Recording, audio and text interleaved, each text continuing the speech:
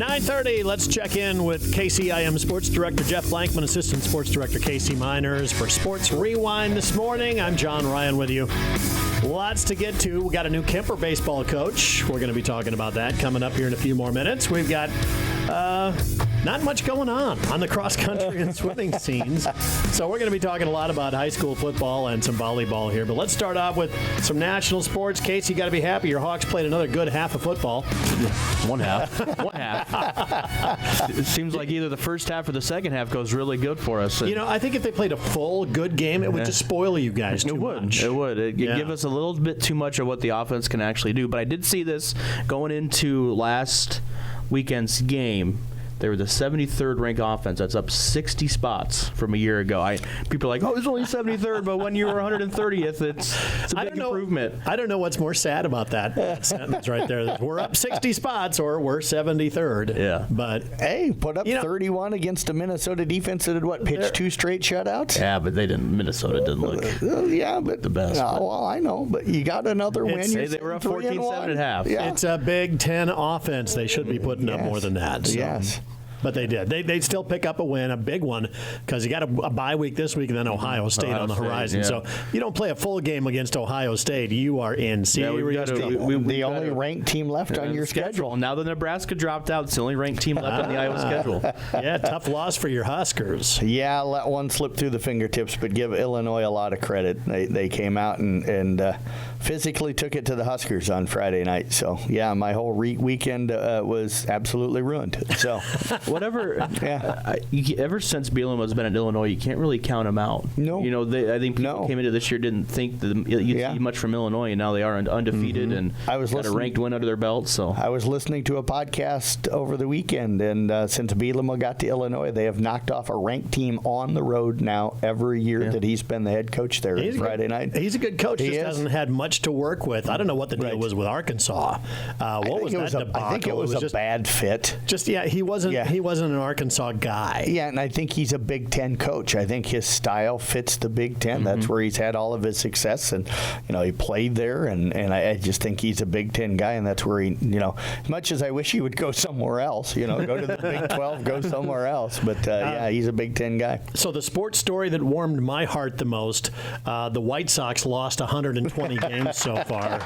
So being specifically not a White Sox fan, and I feel bad because Gary Jensen at Hy-Vee, I know he's a huge White Sox fan, and I hate this for that reason, but Gary, I could not be happier that your White Sox just stink this year. They're almost guaranteed. It's like the Cowboys. They could go 0-16 and still not suck enough for me. Yeah, well, and the weird thing is for the White Sox, it's not weird because they've done it all season long, but you know what, up 3-1 or 4-1 going into the bottom of the 8th inning and can't hold on to the lead. Hey, Twins fans know all about that lately. Yeah. The best part is that things that they're out of the playoffs contention and stuff like that. On Twitter, teams post out the scores. The final game, the White Sox have been posting score. You can find it on the MLB app. Score a lot to a little. Haven't been posting the actual score of the game, so I think that's kind of funny. Just think of that. They're having fun with it. The team that held the record post 1900 is this 1962 expansion Mets at 120 losses. Yeah. How does a team that's been around as long as the White Sox has their payroll be that awful? Well, really bad job by the GM and the owner of putting together a team, and I don't know. How did everybody not get fired mid-season? A lot of people blame what Tony La Russa did when he went back here a few years ago and kind of took the franchise over, and they feel like maybe he kind of drove things into the ground, and they kept still trying to recover. They had the best farm system a couple of years ago. Yeah. I don't know what happened to that. They just maybe they're still all down. Are they all down at the farm?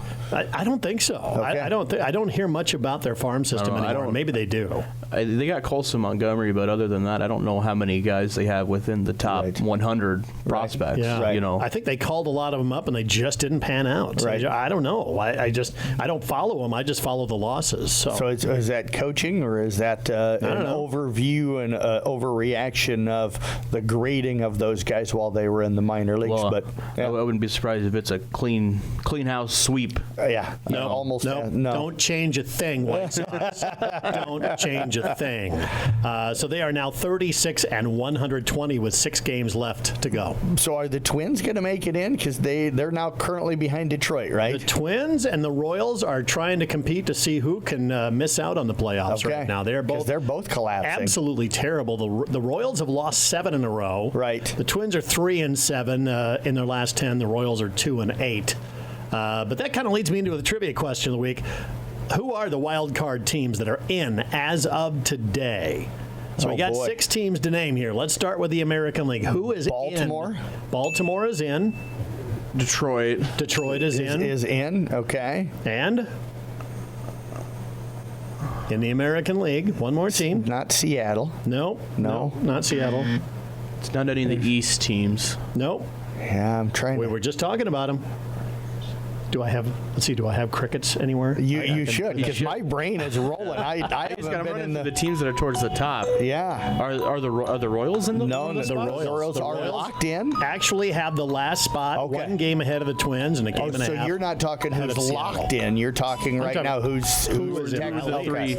Okay. All right, let's switch to the National League. Who's in as the wild card? San Diego. San Diego is correct. That's one of them. That's one of them. Mets are one of them. And is Atlanta still the number 3? No, because they've been on a losing streak. They're a game and a half out. Okay.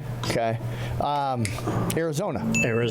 Yeah, the Diamondbacks. The West has got 3 potentially going in with San Diego, Arizona, and then, of course, the Dodgers. Knew it was none from the Central. Yeah. And another little bonus question. How many games back are the Chicago White Sox? Probably like 38 and a half or something? More. More. Is it 45? More. Oh, 50? wow, that's crazy. 46. 46. Okay. So there you go. Speaking of baseball, Kemper's got a new coach. Yes, Riley Bach, of course, former player there, has been a part of the staff, I think, if I remember right, with the press release since 2021.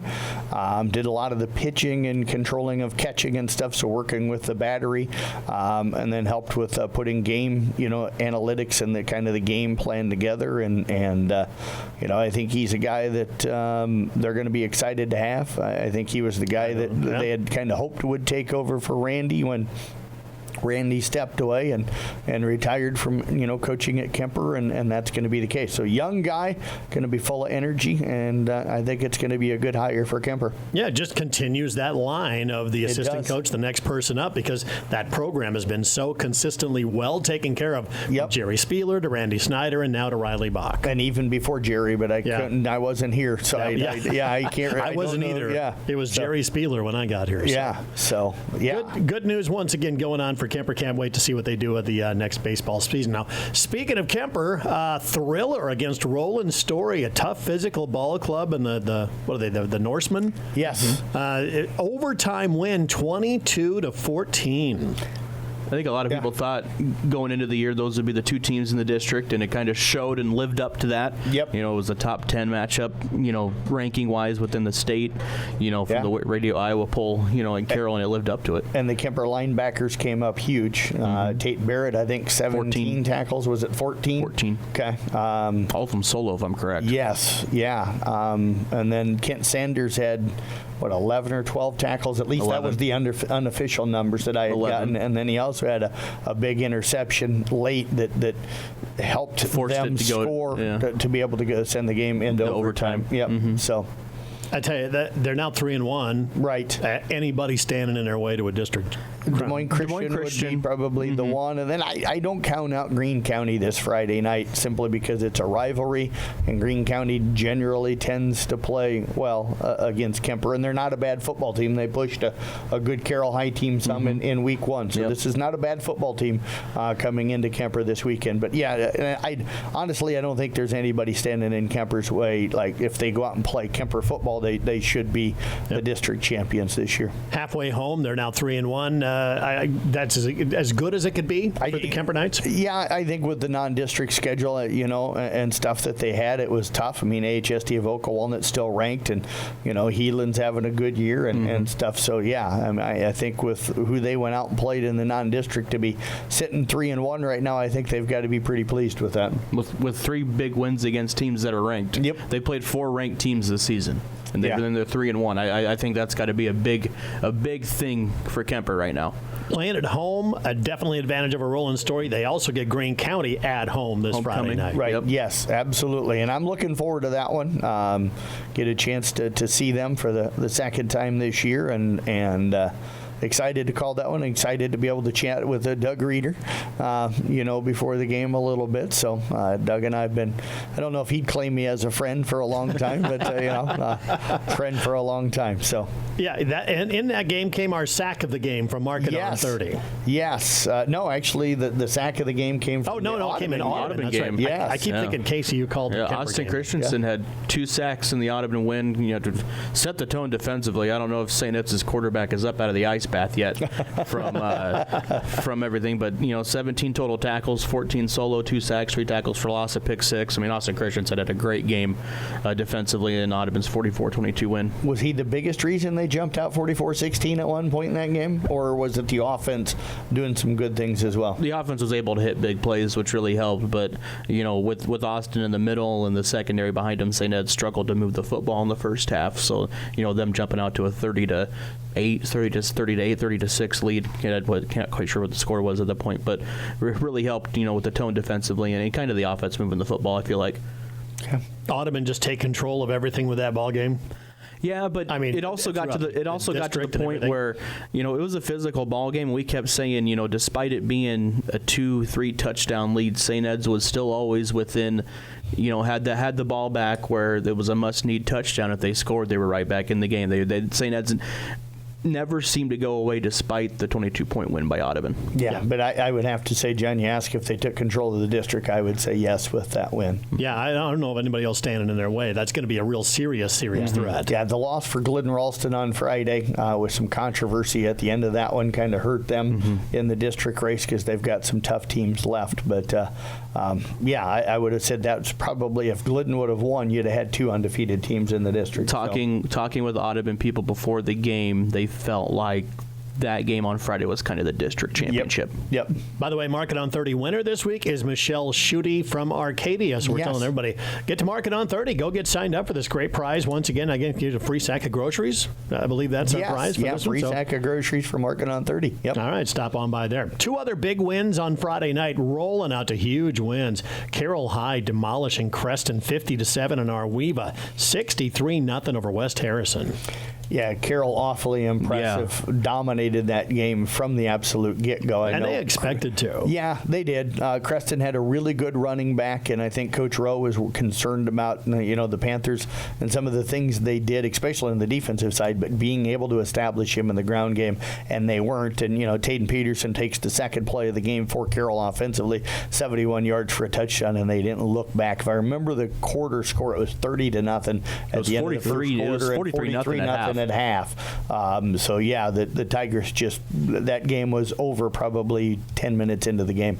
Yeah. Also, Arweva rolling out against West Harrison. Yeah, got the run game going. They threw it, if I remember right, 7 times, and 5 of them went for touchdowns. So I'd have to go back and look at Blaine Smith's quarterback rating, but it had to be really, really, really good that night. He's got 10 touchdowns, no interceptions on the season. And actually, they maybe threw 8 times. I think he might have been 8 of 8 for 5 touchdowns in the game. Tecmo Bowl stats. Yes. Going old school at you there. Yes. So 4-5 was the record for our local teams. Let's talk about some of those losses. Tough losses. South Central Calhoun, IKM Manning, and Jeff, you mentioned Glidden Ralston earlier. Let's dive into those 3. Yeah, we'll start with the Glidden Ralston game. Went back and forth most of the game. If I understood, my conversation with Coach Prescott after the game, Glidden scored with like a minute 54 remaining to put them up. They got a stop, forced a punt, got the ball back. There was a defensive penalty against Baxter that would have so there was 1 timeout left up on the board for Baxter. Coach said that he asked the officials that came over if they wanted to accept the penalty. If they declined the penalty, the clock restarts, the game runs out, game over. The officials indicated that they were good, that Baxter had none left, so they declined the penalty. Baxter then calls the 1 timeout that they did have left. to stop the clock, forcing Glidden Ralston to punt, and then Baxter goes down and scores the game-winning touchdown with 11 seconds left. So all of this occurred in the final minute.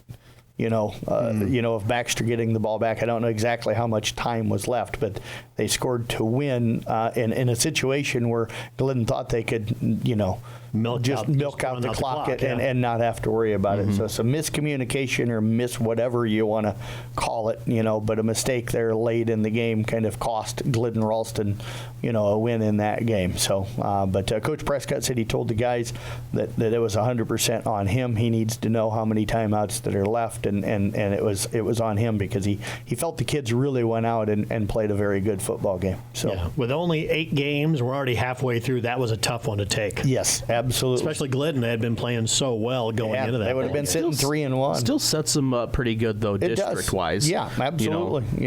They've got a chance. They've got a tough one this week in the rivalry game. Actually, no, Coon's coming up in a couple of weeks. It's Audubon and Coon coming up this week. But Glidden Ralston this week they go to Collins Maxwell. They bounce back. They're still sitting in second in the district.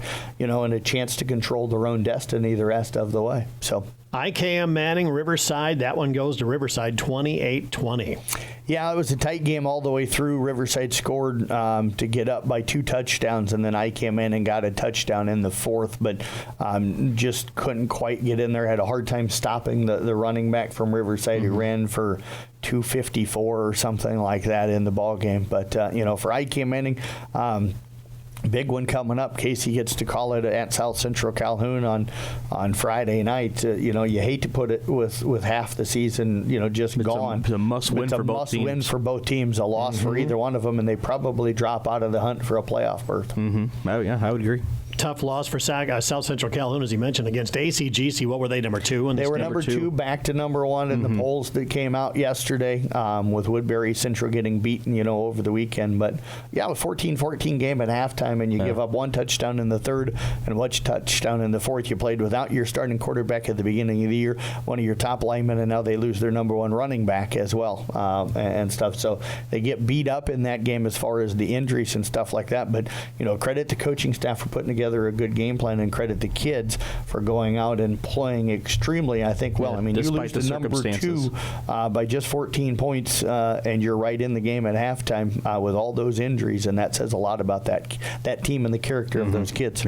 Yeah, and then that sets up again. IKM Manning, is it at South Central Calhoun? At South Central, It's going to be our regional game of the week. So Casey gets to be right on top of the field to call that game on Friday night. I love calling games up in Lake City. That's literally, you look down at the opposing team and stuff, you're right above them, and you feel like you're out on the field calling the game. It really does. So enjoy that. It's going to be a great night weather-wise, too. So, got a wide-open press box going on there. Yeah, I love being able to take the windows out, unless it's like November and really cold. I love being able to take the windows out. Coon Rapids Bayard, East Sac County, they fall in fairly lopsided scores. East Sac losing to Emmitsburg 42-6. Who's CRB ranked 3rd? Cam was the opponent there, I believe. 62-6 was the final there. Yeah, Ben Coon battling some injuries, had to move some kids around. New kid in at quarterback, had moved their quarterback to a different position because of the injury. So when you don't have a lot of depth and a lot of numbers, which a lot of our teams seem to be kind of dealing with, and stuff anymore, that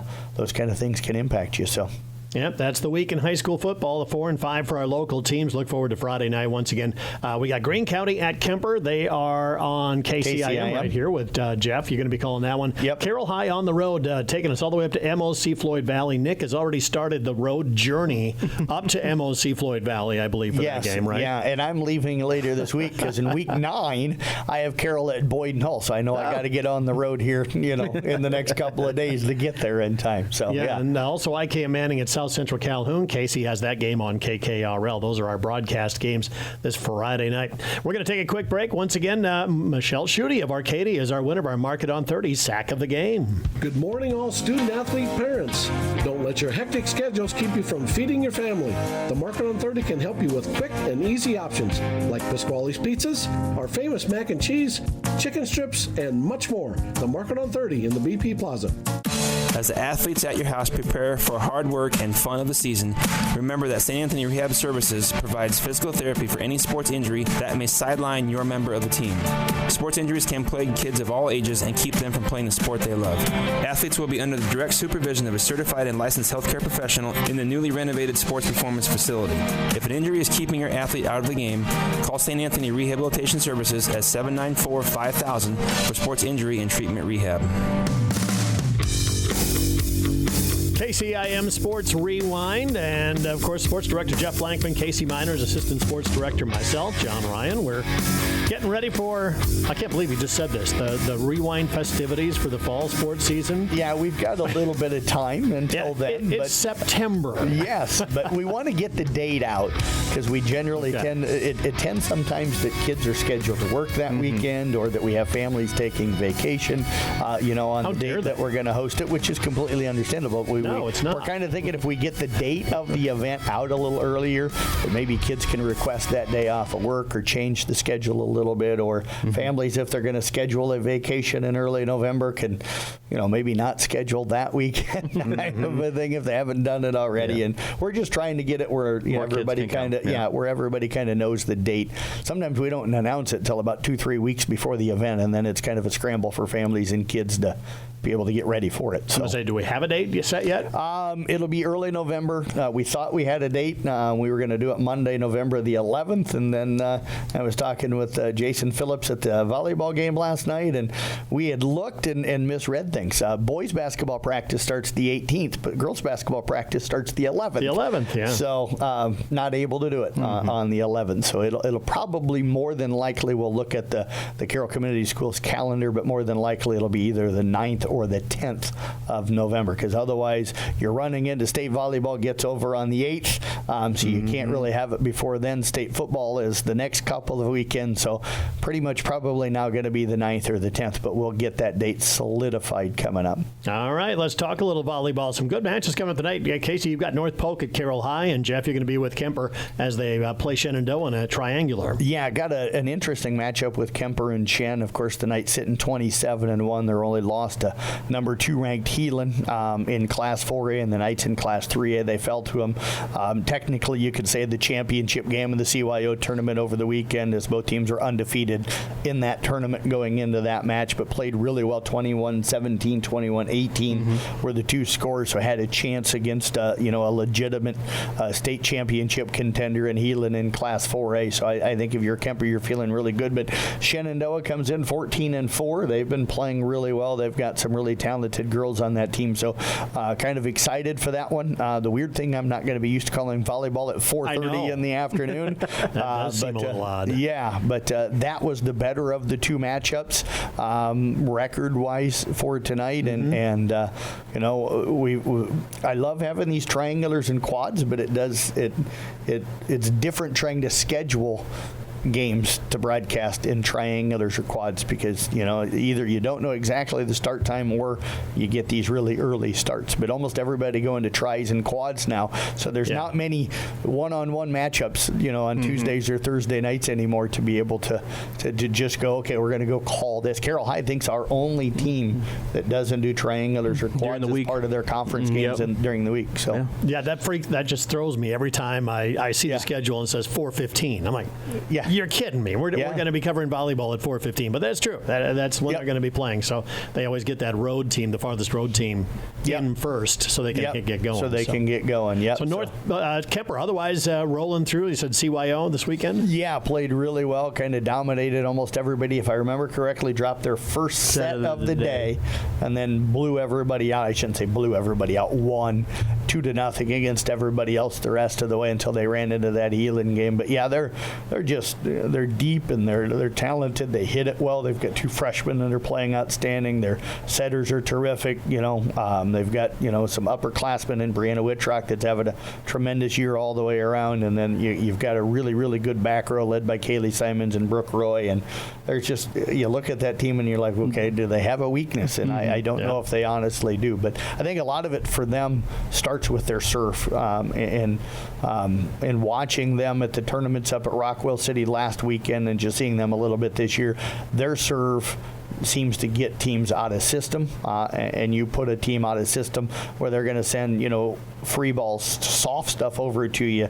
Kemper's too good. They're going to make you pay. If you're sending stuff soft to them, they're going to send it back to you with some authority, and then they're going to score points.